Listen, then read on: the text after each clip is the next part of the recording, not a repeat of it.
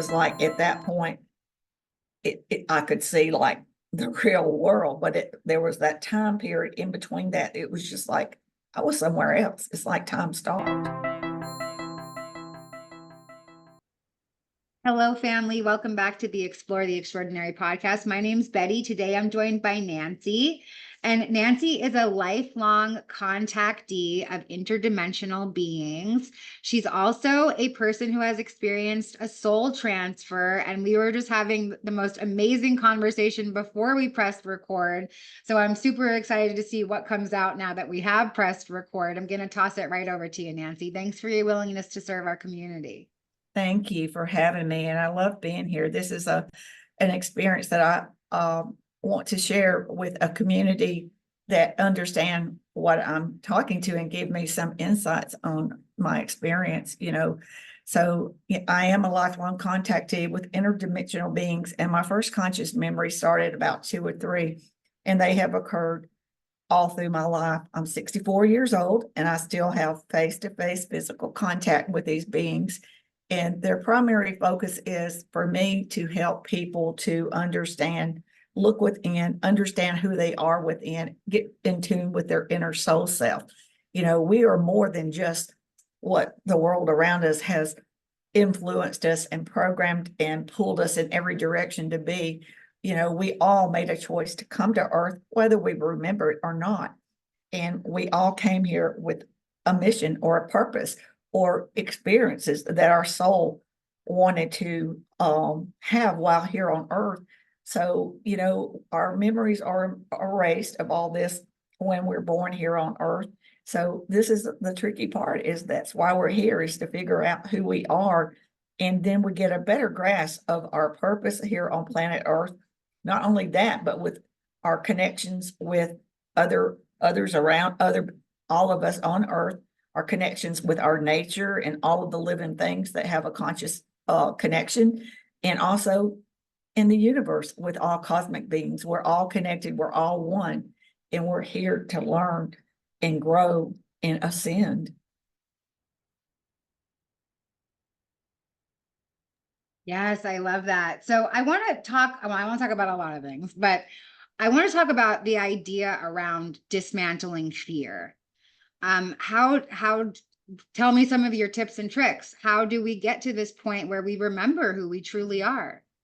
Well, the fear part for me was part of my contact experiences. When I was very young, I had no fear because the world had not influenced me. So it was just organic. It was what it was. There were no outside influences. So I loved it. There was no reason not to. They made it playful, fun. They were loving. They were encouraging. So, really and truly, I never started experiencing fear until I got to about junior high or high school. And at that age, I was seeing like Star Trek or different things on television. I was seeing books. I was hearing what people were saying. I was looking at magazines, and then I saw, there was a lot of negative attitudes about these type contacts. And also I grew up in Tennessee, which was an area where they considered talk about this kind of stuff to either be a mental health issue or a demonic issue.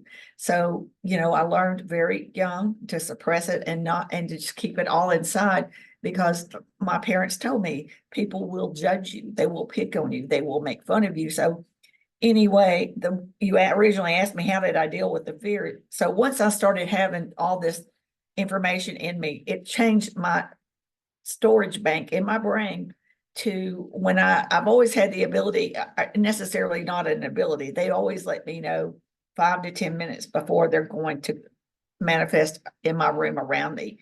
And that gives me time to mentally prepare myself for this contact. And for me, it is not what they look like. It is the frequency exchange between a human being and a interdimensional, higher dimensional being. It is the frequency exchange, and it's overwhelming. And it is a combination of extreme fear and euphoria, all balled up in one.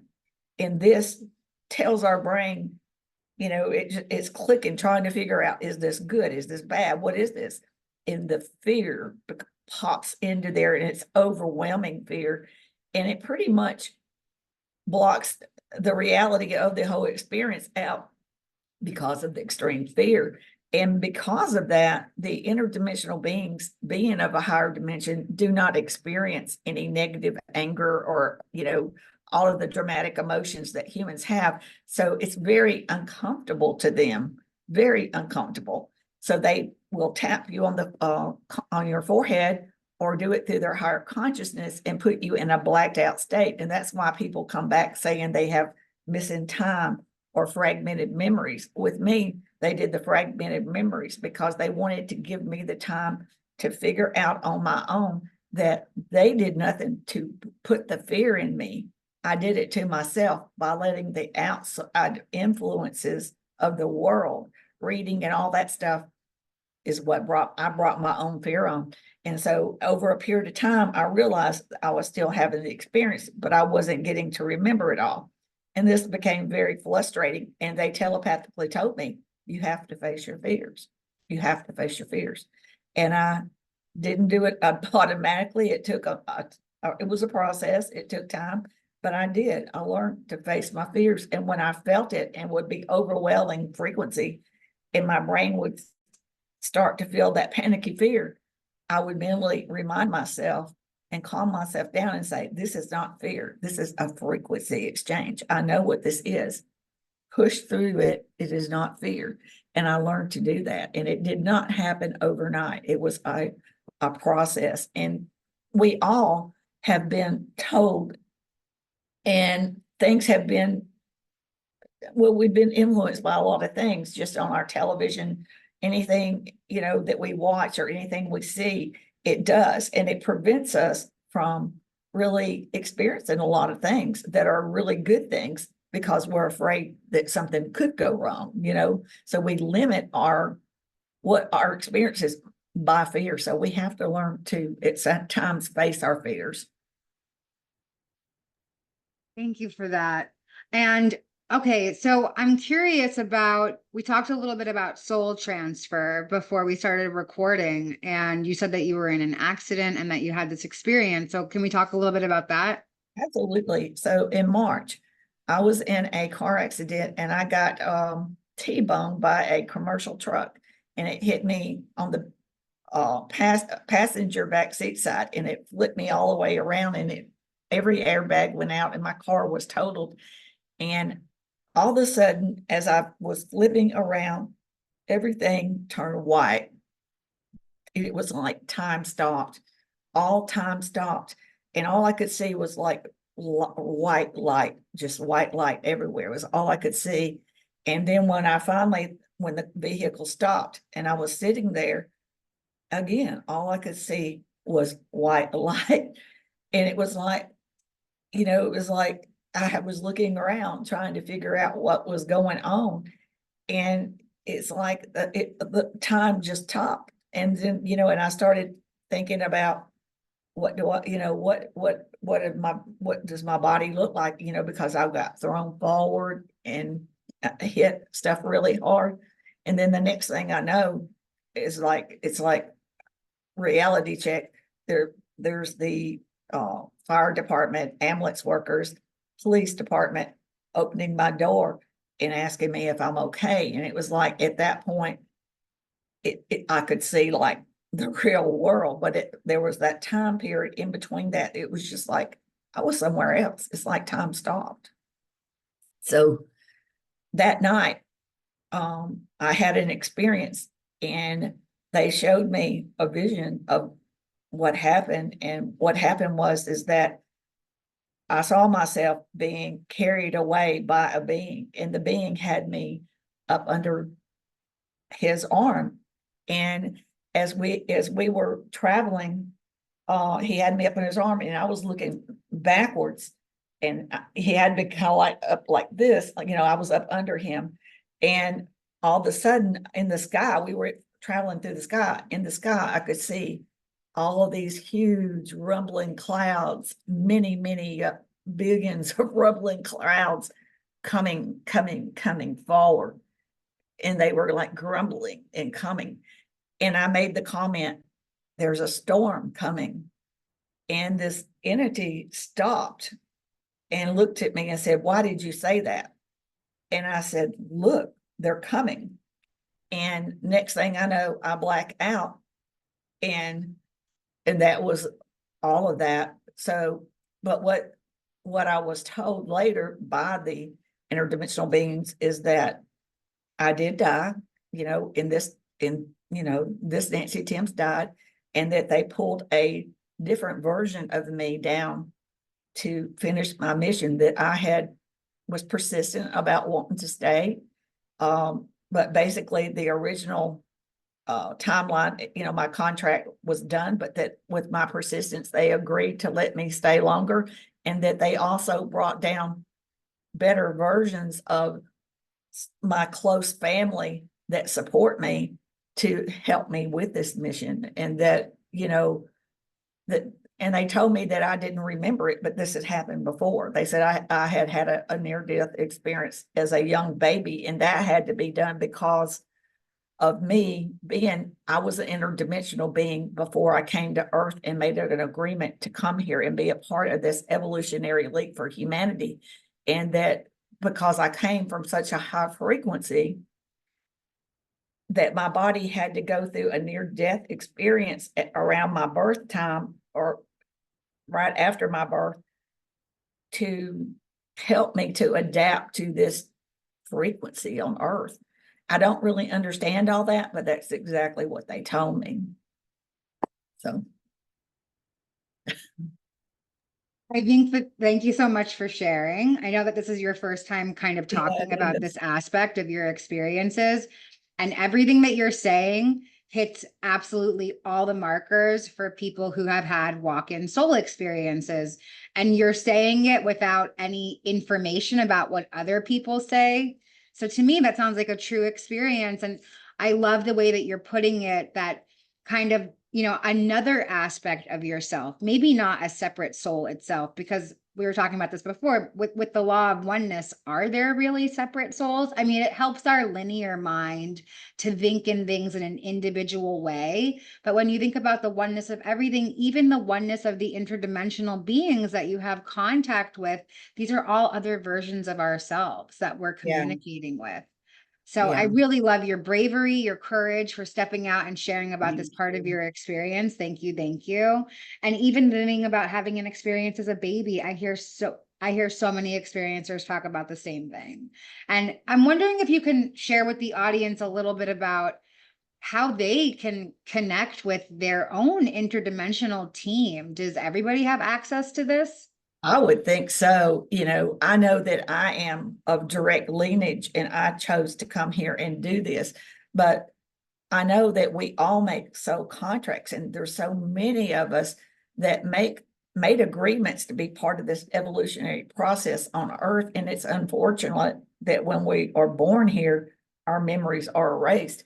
So I say, what I do is I meditate, or I don't really call it meditate, like the so-called different versions of meditation. I kind of have my own version, but I talk to my subconscious, I talk to my higher self, and I ask it to open up and help me, because we are looking at new changes on our planet, new changes with all of us. We are all ascending, including our planet Earth. And I want to get in tune and I'm asking for it to help me to understand this new intelligence, this new awareness, this new understanding, because as we ascend, it's basically like our brains and our pineal gland, it's like we're like little antennas. So it's just like, if you can imagine, like when having the old version of a black and white TV, and people standing around because we didn't have all these connections, they would take the antenna around and they're looking for that specific frequency to get a picture on the television. So that's basically what we are doing right now. Humanity we're tapping into a frequency of knowledge, a frequency of awareness and understanding and unity. We're tapping into this. And as we do, a lot of this information has been waiting. It's just been waiting there for us to reach this point in time and reach this level of consciousness And we're at this point. We are at it. So anybody and everybody on planet Earth has the ability and do this. All we have to do is work on ourselves to understand our inner soul self and ask it to help us to be the better version of ourselves. You know, we can never be perfect. We're human, but we can ask and strive to be a better version. And that information is just right there waiting for all of us. Nice. So why is this time such an important time? Well, this is the biggest event since our creation. Human beings are reaching higher levels of consciousness. Our frequencies are increasing, and it's increasing so much that we are already leaving this negative 3D realm where all wars, cruelty, population control, manipulation, pollution, all these negative things can occur.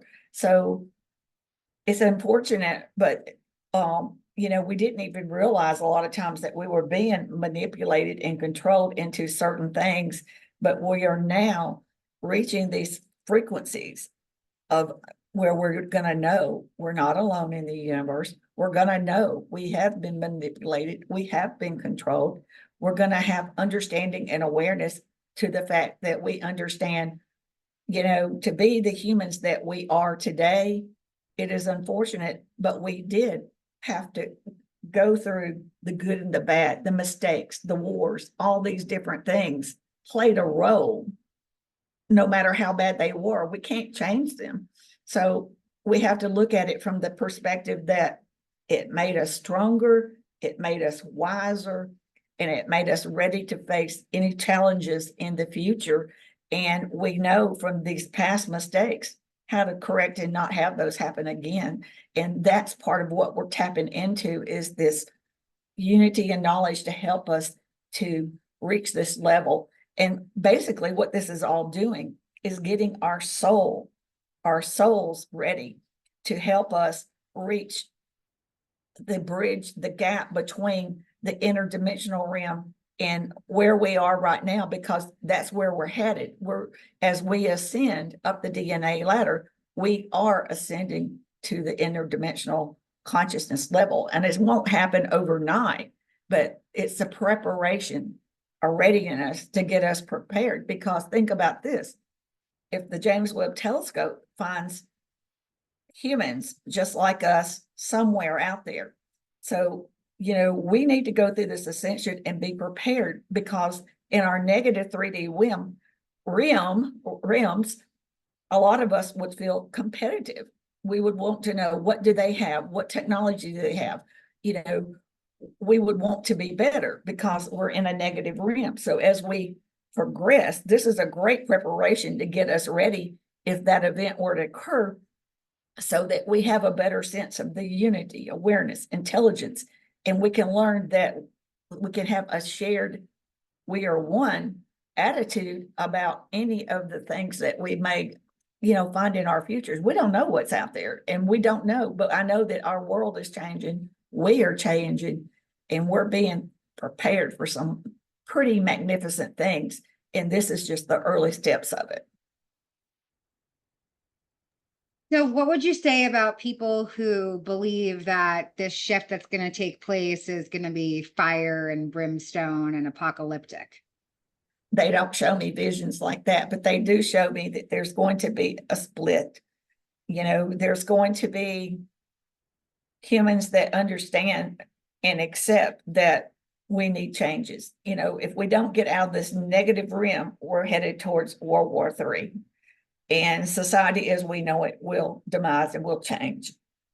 And then there's the others that see we have the potential, and they're going to start raising their frequencies. And as they raise their frequencies, it feels really good, and our body rewards us, and it encourages us to keep doing that. So what happens is, you know, even people that we love and adore, we're going to find a split that where, as much as we love some people, if they are just so negative and cannot get out of that frame of thinking and understand that we want to be a civilization that wants to be continue on and prosper for billions of years so that our future generations can have wonderful human experiences, then there's where the shift is going to occur. It's a difference of consciousness. It is a consciousness battle, basically. So you're going to have higher consciousness going this way, and the ones that don't want to ascend going this way. And they will just kind of, the way they explain it to me, for whatever reason, they will disappear from our lives. They will either relocate or for whatever reasons. And it is not like these things are going to happen overnight, like a great flood or a great fire or anything like that. It's going to be done in a very slow process so that it's not a shocker, so that it's not overwhelming. And it will be over a course of time, little by little, and it won't really even be noticeable, is the way they explain it to me. Well, that sounds digestible. I can deal with that. I can deal with that reality. Well, Thank I you. mean, if things were done too quickly, the majority of the human world would not, it would be just too much and overwhelming. They would flip out. So it has to be done in a divine way. Yes, like slow, steady, gradual. And I think that that is why so many people have that kind of spiritual awakening as well. You know, there Exactly. are some of us who, have had a bucket of ice water thrown on their head and had these very transformative spiritual experiences in one moment, like a near-death experience or an STE. But for a lot of people, most of the people in our collective, it's a slow and steady spiritual awakening because that is what a person can handle. Yes. So yeah, I always hear a lot of people who haven't had experiences say, I wish I had an experience. And then people who have had experiences say, I wish I had this slow and steady spiritual awakening. So we always want what we don't have. But I'm curious if maybe you can share a little bit more about what it was like being a child and having these experiences. Were you able to share them with your family? I would say things, but they pretty much, when I was very little, they would just kind of like dismiss it and say, oh, you're so cute. That's a funny imagination. Go back to bed. And then as I got older, it was point blank. You cannot talk about stuff like this at Girl Scouts, at church, at family groups, school, anywhere, because you will be made fun of and you will be picked on. And the world is not ready to hear these things, because where I grew up, it was either demonic or a mental health issue. And my dad, I can remember him saying they put people in straitjackets for talking about stuff like this. And that was enough for me. I kept my mouth shut. I think that that's a common fear for experiencers, like this fear of being institutionalized, a fear of being medicated or abandoned or rejected. So thank you for sharing about your personal experience with that. And then what's your experience like today? Do you have friends and family who are accepting of who you are and the information that you're sharing? Yes, I do. And it all started 5 years ago. But the minute that I had that wreck and, and I come back, it's like all of a sudden it was like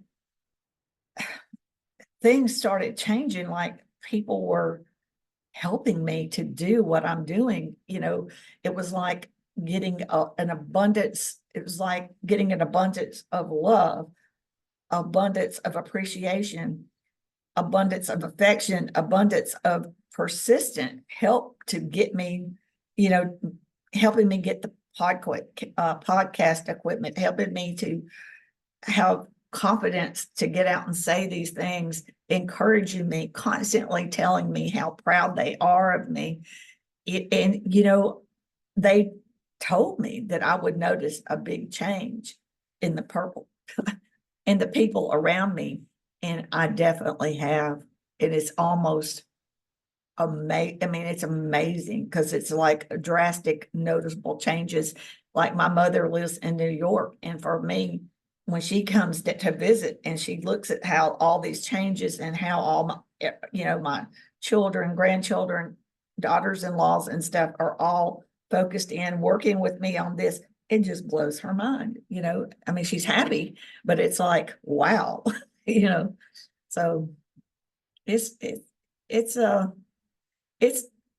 you know, sometimes the universe and our soul operates way above a level that our human minds can comprehend.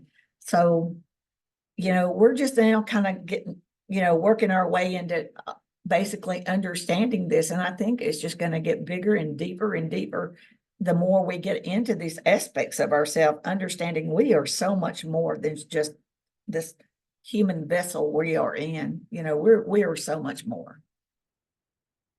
Yeah, thank you for that. I'm curious, what were some of the teachings that you found on your journey that confirmed the information that you were being downloaded with, or the information from the beings that you were talking with? Well, for one thing, they sent me to Mexico with my oldest son, and they took me out into the forest by myself, not with my son. They never take us at the same time, but he's an experiencer just like me. And they took their hands and opened it up, and all of a sudden, it's like I could see trees talking to each other, plants talking to each other, communicating. And, you know, basically they wanted me to understand that in this 3D realm, we only use our five senses to understand the world, but there's life going on all around us. And because of our limitation in this realm of our visual range, we don't see it. But that doesn't mean that it's not there. And we are at a point to where, and again, it won't happen overnight, but we're going to start becoming more aware of things like this, because as we ascend, our perceptions, our awareness, our understanding, which means also our visual vision will increase, and you know, we'll start to see a leaf, maybe you can see them interacting, you know, and scientists are already putting this information out there for humanity to get us prepared. You know, everything is kind of like a process and a preparation, because the human mind has to be slowly led into these things, because we have been locked in for eons in this certain program ways that it does make it difficult to accept change within, you know, that's why we have the fear factor, because people are afraid of change. So it has to be done so that they can feel a part of it, because we're all a part of it.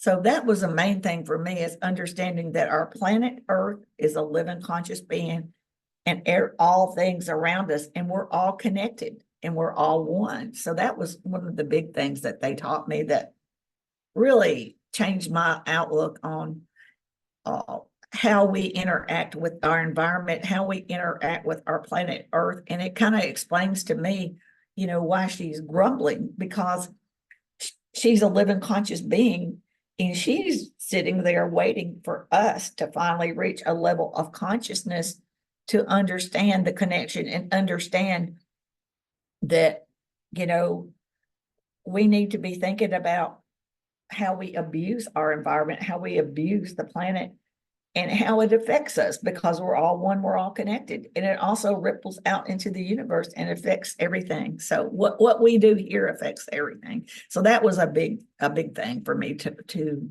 learn, and it meant a lot to me. Thank you for sharing that. And I think it's really helpful to think of the earth as this living conscious being, because maybe it can help us be a little bit more compassionate towards it. So what are some of the big takeaways that you would like to leave the audience with today? We are unique, beautiful beings, and our soul made a choice to come to Earth, and our soul knew that we were going through this evolutionary process. So whether we remember it or not, we're all here for a reason. And most of us are here for this ascension and to help humanity to change the human experience from our past, which was a lot of cases negative experiences for humans that were here on Earth, to change it to a new human experience, a new era with no wars, with unity and, work at being better versions of ourselves, which we were created to be. We may never be perfect, but that's fine, but we can strive to be the better versions of ourselves. So look within, work on yourself within, and ask your inner soul self to come forward and help you with your human consciousness and help you with these new realities and challenges and things in our everyday life, because it's there. It's just waiting for us to ask for help.